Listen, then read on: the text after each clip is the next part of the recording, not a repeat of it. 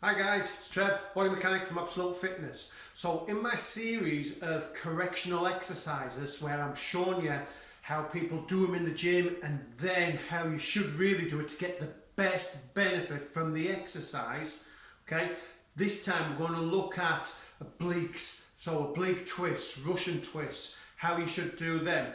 Because as I've said before on the previous videos, if you're going to take the time to train, then you want to do it and get the best results you possibly can. It's pointless doing an exercise where you're working the muscle as a fixator. Okay, it's like we're just doing a static contraction. Yes, it will grow, but slowly. Yeah, we want bang, pow, get the muscles training as hard as they can and get the best results as fast as we can. That's what training's about. That's what good personal trainers should do for you if you have a PT. Get you from A to B in the fastest way possible.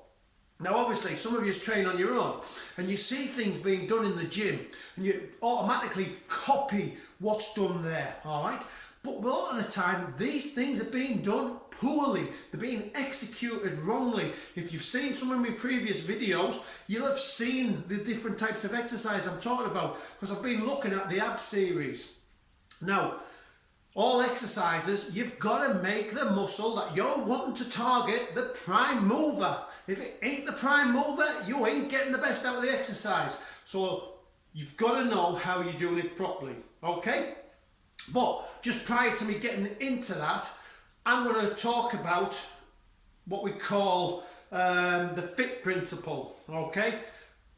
We need to create adaptation when we train, because if we don't create put the body under stress where it needs to adapt, then it won't. It's as simple as that. Okay, if I want a muscle to get bigger, I have to tax it greater than what it's accustomed to. Not by a lot, just by a little bit. And your body will adapt to that. And that's when the changes start. That's when you start to get better at what you do. So, we do the FITT principle, okay? And the way we manipulate it, so this leads on from my previous video where I was talking about the principles of fitness. So this is how we create those adaptations, all right? So remember when I talked about the GAS, Generalized Adaptive Syndrome, and creating that alarm phase? This is how we go about doing it. So the few things we can do, we can manipulate this FITT principle. So what do I mean by the FITT principle? Well, the F of the FITT stands for frequency, how often we train. So we can manipulate that about a bit. Generally, as we progress in our training, we want to be training a little bit more often. So that's one manipulation. The other is the I part of the FITT. Yeah, so the intensity that we're going to work at.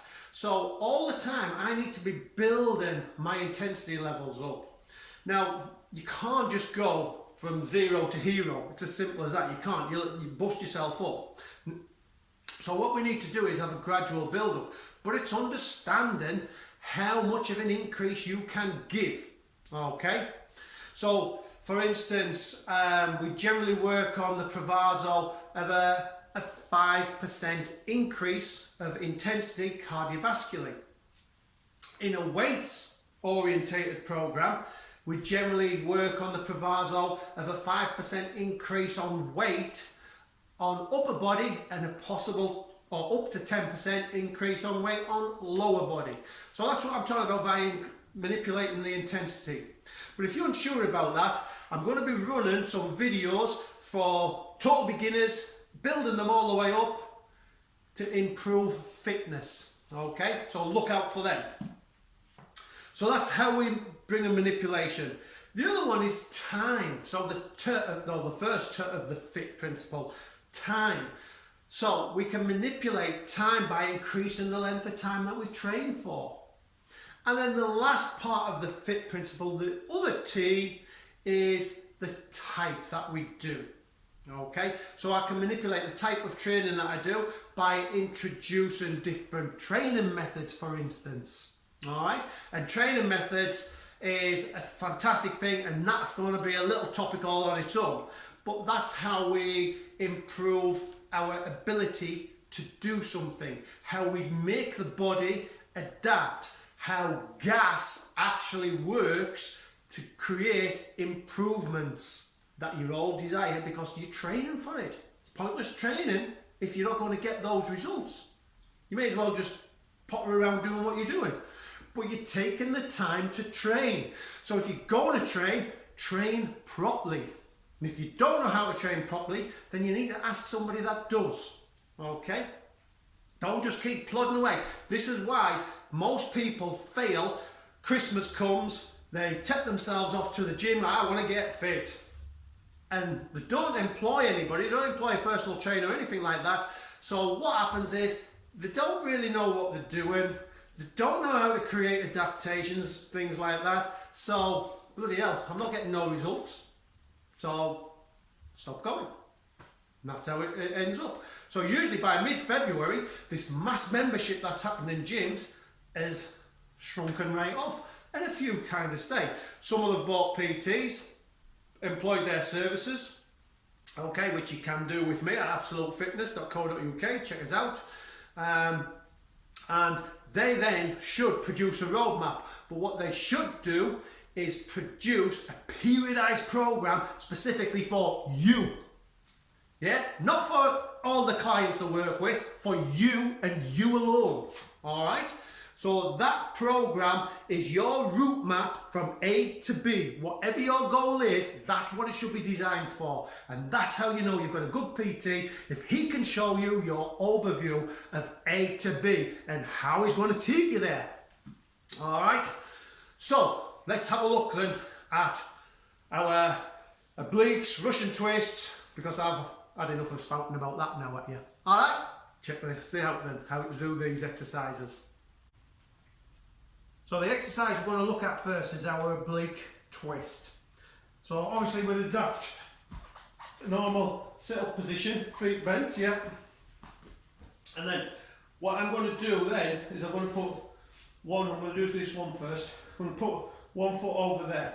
Now what you generally see when people do oblique sit-ups is this. So I've got my hand by my head, elbow, and what you see is this sort of business.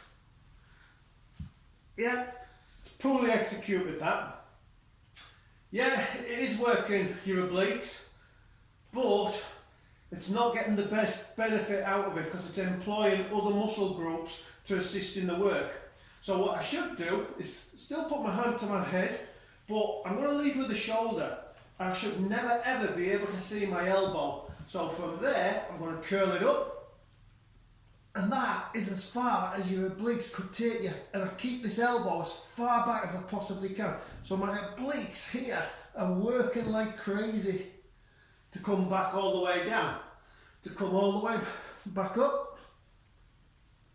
To go all the way back down. So you see this from the other side. So if I adopt that position now. Elbow back, leading with the shoulder. And back down. And that truly is as far as my obliques can take me. Okay, so I'm going to move it on there. I just need to change the camera angle. We're now going to look at Russian twists. It's another classic, and what I'm going to use, I'm just going to use this so it's clearly visible. All right, so position we're normally getting. I normally come up into this position like this. So now my hip flexors are working as a fixator. My abs are also working as a fixator to hold me there. You then they generally get the weight, and what you generally see is this action. Well, anybody that you see doing this sort of stuff, yeah, all the working is up here. They're not even working their obliques. Biggest load of rubbish I've seen. Yeah, so if you're going to do a Russian twist, I get it there, I keep my arms out still, and I turn like that. And that's as far as I can go. I come all the way back. My arms stay straight out in front of my shoulders, and I twist the spine, and I keep focused on that weight, that load, all the time. And that is how you should perform a Russian twist. Hips are working as a fixator, abs are working as a fixator, and then your obliques are doing the rotational work, along with some little muscles in the spine, your rotators, etc. But your obliques are getting properly targeted then. When you're swinging it around like I did initially, then it's all just shoulder work, because it's literally, these are all static and it's just my shoulders going around from side to side. My obliques aren't really doing anything. Okay, so if you're going to take the time to do it right. Check out my next video. It's all going to be about FITT balls.